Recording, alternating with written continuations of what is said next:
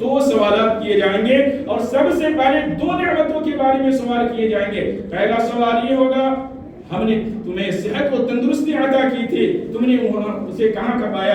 اسی طریقے سے اللہ کے رسول صلی اللہ علیہ وسلم نے پانی کے بارے میں بھی سوال کرے گا کہ ہم نے تجھے ٹھنڈا پانی سے سیراب کیا تھا, ہم نے تمہیں ٹھنڈا پانی سے سیراب کیا تھا, تم نے اس کے اوپر شکریہ ادا کیا یا نہیں.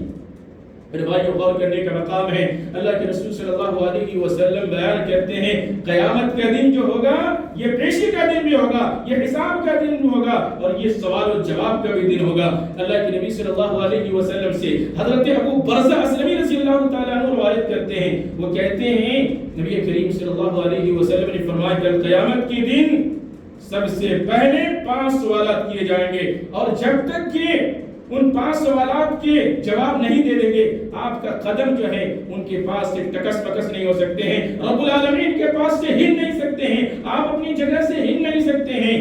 چنانچہ اللہ کے نبی صلی اللہ علیہ وسلم نے فرمایا سب سے پہلے کل قیامت کے دن عمر کے بارے میں پوچھا جائے گا, اس کے بعد جوانی کے بارے میں پوچھا جائے گا, پھر اس کے بعد کہاں سے مال کمایا اور کہاں خرچ کیا, پھر اس کے بعد علم کے بارے میں سوال کیا جائے گا, تو نے جو علم حاصل کیا تھا اسے کہاں یا کتنا سکھایا ہے, اس کے اوپر کتنا عمل کیا, یا یہ بھی سوال کیا جائے گا ہم نے جو تمہیں صحت و تندرستی عطا کیا تھا اسے کہاں کھپایا. آئیے حضرت عبداللہ بن مسعود رضی اللہ تعالیٰ عنہ کی روایت کو دیکھتے ہیں. اللہ کے رسول صلی اللہ علیہ وسلم نے فرمایا لا تزول قدم ابن آدم من عند ربه حتى يسأل عن خمسه وعن عمره فيما أفنى وعن شبابه فيما أبلى ومن أين اكتسبه وفيما أنفقه وماذا عمل فيما عمل. حضرت عبداللہ بن مسعود رضی اللہ تعالیٰ عنہ کہتے ہیں کل قیامت کے دن اللہ تبارک و تعالیٰ ہر بندے سے 3 سوالات نہیں بلکہ 5 سوالات کریں گے, اور ان سوالات جب اللہ تبارک و تعالیٰ کے سامنے سے کوئی بھی آدمی اپنے قدم کو کھسکا نہیں سکتا ہے, ہلا نہیں سکتا ہے, جب تک کہ ان سے 5 سوالات کا جواب نہ لے لے. اللہ کے نبی صلی اللہ علیہ وسلم نے فرمایا اللہ تبارک و تعالیٰ کل قیامت کے دن عمر کے بارے میں پوچھے گا وعن عمره فيما افنى, ہم نے تجھے عمر دیا تھا 60 سال کی عمر دیا تھا, 70 سال کی عمر دیا تھا, 50 سال کی عمر دیا تھا, کسی کو 90 سال کی, کسی کو 80 سال کی عمر دیا تھا, تم نے اسے کہاں گزارا. کیا تم نے دنیا کی عیش و عشرت میں تو نہیں گزارا, دنیا کی رنڈی بازیاں کرنے میں تو نہیں گزارا, زناکاریاں کرنے میں تو نہیں گزارا, کسی کی چغلی کرنے میں تو نہیں گزارا, کسی کی غیبت کرنے میں تو نہیں گزارا. اللہ رب العالمین پوچھیں گے وعن عمره, تم نے عمر کو کہاں گزارا. جواب دینا پڑے گا, ہر انسان کو تیاری کرنی چاہیے. دوسرا سوال ہوگا وعن شبابه فيما أبلى, ہم نے تجھے جوانی دیا تھا, تم نے اس جوانی کو کہاں کھپایا تھا.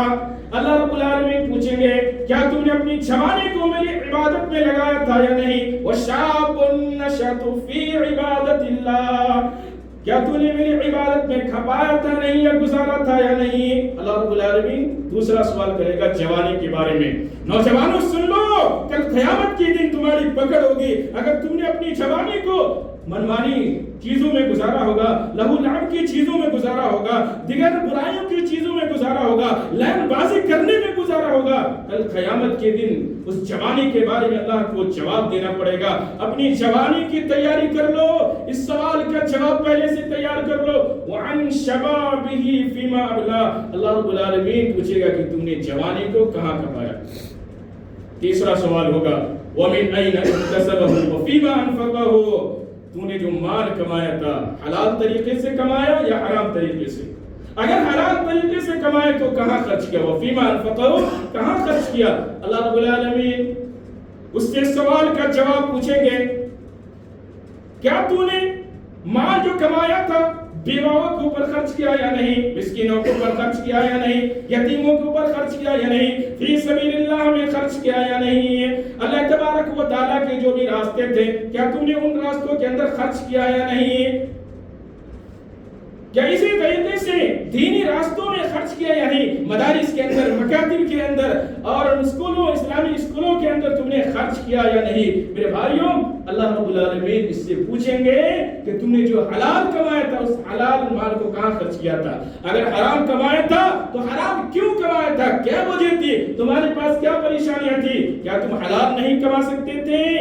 اگر حلال کمایا ہے تو اس کو کہاں خرچ کیا، اس کے بارے میں بھی سوال ہوگا۔ پھر اس کے بعد اللہ کے نبی صلی اللہ علیہ وسلم نے فرمایا وَمَاذَا عَمِلَ فِيمَا عَمِلَ، اللہ رب العالمین اس کے بارے میں بھی سوال کرے گا، تو نے جو علم حاصل کیا تھا اس پر کتنا عمل کیا؟ اگر کسی نے ایک آیت بھی حاصل کیا ہے، ایک آیت بھی سیکھا ہے، من تعلم القرآن وعلمہ، تم میں سب سے بہتر، یا خیرکم من تعلم القرآن وعلمہ، تم میں سب سے بہتر انسان ہے جو قرآن کو سیکھتا اور سکھاتا ہے، قرآن کو پڑھتا اور پڑھاتا ہے۔ ہم تو پڑھا دیے، ہم نے تو سکھا دیا، لیکن سکھانے کے بعد آپ نے کہاں تک عمل کیا؟ آپ جو درس کے اندر جو چیزیں سن رہے ہیں اس کے اوپر آپ نے کتنا عمل کیا؟ اگر ایک حدیثیں سنی ہے، اگر ایک باتیں سن کر گئے ہیں، اگر ایک آیت کریمہ سن کر کے گئے ہیں، تو آپ نے کتنا اس کے اوپر عمل کیا؟